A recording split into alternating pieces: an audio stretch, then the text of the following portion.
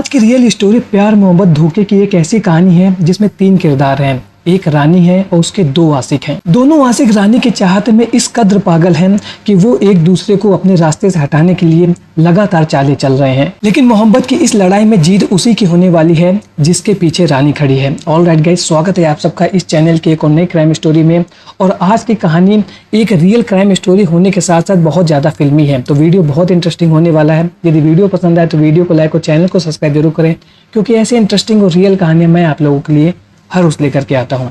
तो इस कहानी की शुरुआत होती है मध्य प्रदेश के रायसेन जिले से। रायसेन जिले में सिरबारा नाम का एक ब्रिज है और 7 मई को यहाँ पर एक फॉरेस्ट गार्ड ने पुलिस को सूचना दी कि ब्रिज के नीचे कुछ संदिग्ध पड़ा हुआ है। पुलिस की टीम को जब इस बात की जानकारी मिलती है तो वो लोग उस जगह पर पहुंचते हैं और देखते हैं कि बोरे के अंदर किसी बॉडी को पैक किया गया है। जो बॉडी की हालत थी वो बहुत ज़्यादा खराब थी और उसको देख करके पुलिस को इस बात का अंदाजा हो गया था कि इसके साथ कांड किसी और जगह पर किया गया है और इसको छुपाने के लिए यहाँ पर फेंक दिया गया है।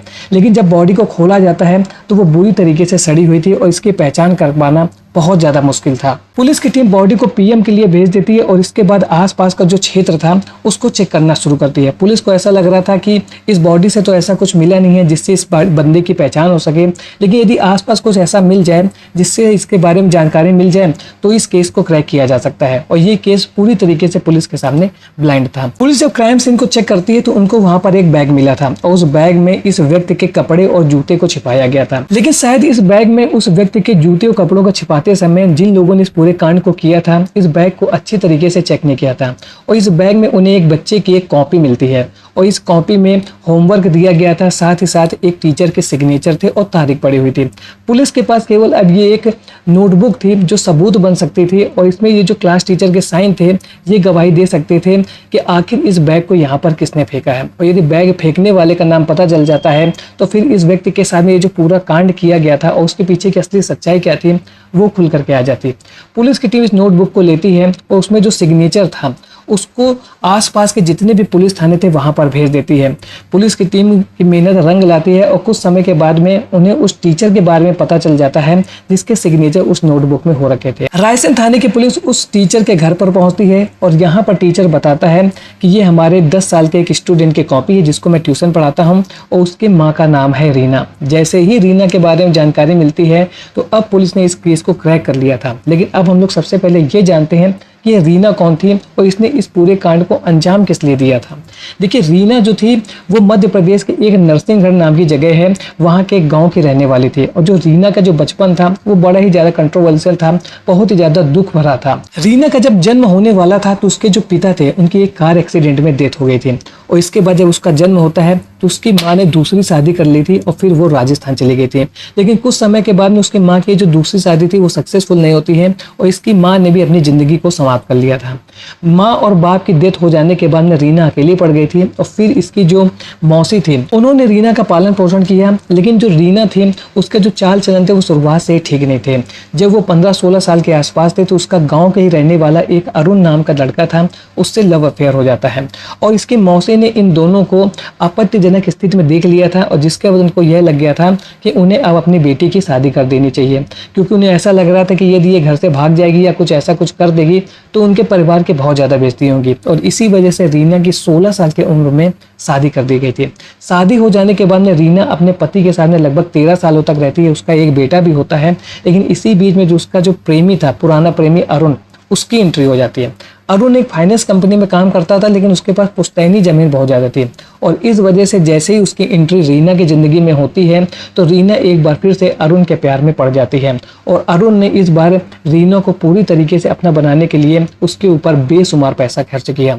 उसने लगभग उसके नाम से 1 करोड़ रुपए की FD कराई, उसके लिए एक 50 लाख का घर खरीदा, SUV कार दी और साथ ही साथ आधा किलो सोने के ज्वेलरी बनाई। और ये जो पूरी जानकारी है ये मैंने न्यूज़ में पढ़ी थी, उसी के आधार पर मैं बता रहा हूँ, अपनी तरफ से मैंने कुछ भी इसमें ऐड नहीं किया है। और इस तरीके के महंगे महंगे गिफ्ट जब अरुण एक बार फिर से रीना को देना शुरू करता है तो रीना अपने पति से अलग हो जाती है और नरसिंहपुर में ही एक अलग घर कर लेकर के किराए के मकान में रहने लगती है। और इस किराए के घर में उसके प्रेमी अरुण का आना जाना बनाना बिल्कुल आसान हो गया था। अरुण एक बार फिर से रीना की लाइफ में लौट आया था और रीना भी बहुत ज़्यादा खुश थी क्योंकि वो अपने पति के साथ में रह रही थी, लेकिन जो लाइफ थी बहुत ही नॉर्मल थी। लेकिन अरुण ने उसकी लाइफ को अचानक से बिल्कुल लग्जीरियस लाइफ बना दिया था, जैसे बॉलीवुड में हीरो हीरोइन की लाइफ होती है उस तरीके की लाइफ में तब्दील कर दिया था। और रीना को यह लाइफ बहुत अच्छी लग रही थी, बहुत पसंद आ रही थी। वो अपने बेटे के साथ में किराए के कमरे में रह रही थी। अरुण उससे मिलने के लिए आता था और उसके घर का पूरा खर्चा अरुण चला रहा था। लग्जीरियस लाइफ मिलने के बाद में रीना बहुत ज़्यादा खुश थी। उसके बाद पैसे की कमी नहीं थी, बहुत सारा सोना चांदी था, अच्छे कपड़े थे। और इसके बाद उसने सोशल मीडिया प्लेटफॉर्म पर रील बनाना शुरू किया। उसके कपड़े महंगे होते थे, सोना चांदी पहन के रील बनाती तो उसकी रील धीरे धीरे वायरल होने लगी और उसकी रील्स में कमेंट्स भी आते थे। और इन्हीं कमेंट्स में एक कमेंट करने वाला व्यक्ति था वीरू जाट। वीरू जाट अक्सर रीना की रील्स में कमेंट्स करता था, उसको अच्छे से अच्छे कॉम्प्लीमेंट देता था और ये कॉम्प्लीमेंट्स रीना को बहुत ज़्यादा पसंद आते थे। और लगातार वो रीना के टच में था, उसकी रील्स को देखता था, उसको कॉम्प्लीमेंट देता था और इस वजह से रीना वीरू जाट की ओर अट्रैक्ट होती है और इनके बीच में रिलेशन की शुरुआत हो जाती है। पहले इनके बीच में जो बातचीत थी वो सोशल मीडिया के जरिए हो रही थी और फिर इसके बाद इनके बीच में प्यार का रिश्ता बन जाता है। और वहीं दूसरी ओर उसका जो पहला प्रेमी था अरुण, उसको इनके रिलेशन के बारे में कोई भी जानकारी नहीं थी। रीना अरुण के साथ रिलेशन होते हुए भी वीरू जाट के साथ रिलेशन में आ जाती है। वीरू जाट भी कम पैसा वाला नहीं था, वो रेत का कारोबारी था, इसलिए उसके पास भी पैसे की कमी नहीं थी। और रेत के कारोबार करने की वजह से उसका नरसिंहपुर में आना जाना लगा रहता था। वो जब भी नरसिंहपुर आता था तो रीना से मिलता था, उसके घर पर भी जाता था और इसी बीच में इनके बीच में रिश्ता शुरू हो जाता है। अब यहाँ पर एंट्री हो जाती है अरुण की। लगभग 2 सालों तक वीरू जाट और रीना का रिश्ता चलता है और लगभग 2023 के आसपास इनका रिश्ता शुरू हुआ था। लेकिन 2 साल हो जाने के बाद में अरुण को इनके रिलेशन के बारे में पता चल जाता है। अरुण सीधे सीधे जाता है रीना के पास में, उससे कहता है कि मैंने तुमको इतना सब कुछ दिया है, इतना सब कुछ तो अपनी पत्नी के लिए भी लोग नहीं कहते हैं जितना मैंने तुम्हारे लिए किया है, और उसके बाद तुम मुझे इस तरीके से धोखा दे रही है। और यहाँ पर रीना असमंजस में फंस जाती है और उसके लिए इस बात का पता लगाना बहुत ज़्यादा मुश्किल था कि वो किसके साथ जाए, अरुण के साथ जाए या वीरू के साथ जाए। और इसी बीच एक रोज वीरू रीना से मिलने के लिए आया हुआ था। इस बात की भनक जैसे ही अरुण को लग जाती है वो उसके घर पर पहुंच जाता है और यहाँ पर वीरू और अरुण के बीच में बहुत ज़्यादा लड़ाई हो जाती है और मैटर पुलिस तक भी पहुंच जाता है। पुलिस दोनों के बीच में समझौता करा देती है, लेकिन यहाँ पर रीना को लेकर के वीरू और अरुण के बीच में ये जो लड़ाई झगड़े था अब बहुत बड़ी दुश्मनी में तब्दील हो चुका था। और यहाँ पर अरुण ने रीना को सीधे सीधे कह दिया था कि तुम इस बात को डिसाइड कर लो कि तुम्हें किसके साथ में रहना है। और यहाँ पर कुछ ऐसा होता है जिसकी किसी ने भी कल्पना नहीं की थी। अरुण के रीना के ऊपर बहुत सारे एहसान थे, जो लाइफ जी रही थी जिसकी वजह से वो आज इस मुकाम पे खड़ी थी, वो सब कुछ अरुण ही देने वाला था। रीना अरुण से कहती है कि मुझसे बहुत बड़ी गलती हो गई है, मैंने जो कुछ भी किया है जाने अनजाने में किया है, मैं तुमसे ही प्यार करती हूँ, तुम्हारे साथ ही रहना चाहती हूँ और वीरू जाट के साथ जो मेरा रिश्ता है मैं उसको खत्म कर दूंगी। लेकिन अब वीरू से रिश्ता खत्म करना उसके लिए इतना आसान नहीं था। एक बार वीरू उसकी लाइफ में आ गया था, वो उससे अब प्यार करने लगा था और शादी करना चाहता था। रीना ने वीरू को अपनी लाइफ से दूर जाने के लिए कहा तो उसने सरासर मना कर दिया। उसने कहा कि तुमको अरुण को छोड़ना पड़ेगा, लेकिन मैं तुमको नहीं छोड़ूंगा। वीरू जाट लगातार रीना के ऊपर दबाव बना रहा था, उससे शादी करना चाहता था और वहीं दूसरी ओर रीना उससे दूर भागना चाहती थी। और इसके बाद रीना ने अपने प्रेमी अरुण के साथ मिल करके वीरू जाट को अपने रास्ते से हटाने का प्लान बनाया। रीना ने वीरू को फोन किया और उससे कहा कि मैं तुमसे मिलना चाहती हूँ। वीरू उससे मिलने के लिए तैयार हो जाता है, लेकिन उसे इस बात का एहसास नहीं था कि कहीं ना कहीं रीना एक बहुत बड़ी साजिश को अंजाम देने वाली है और इस साजिश में उसका प्रेमी अरुण भी मिला हुआ है। वो बिना किसी जांच पड़ताल के सीधे रीना से मिलने के लिए पहुंच जाता है उसके घर में। वो लगभग 900 किलोमीटर की दूरी तय करके भीलवाड़ा राजस्थान से पहुंचता है रीना के घर में। जैसे ही वो घर के अंदर दाखिल होता है वहां पर पहले से ही अरुण अपने दोस्त के साथ में उसका वेट कर रहा था।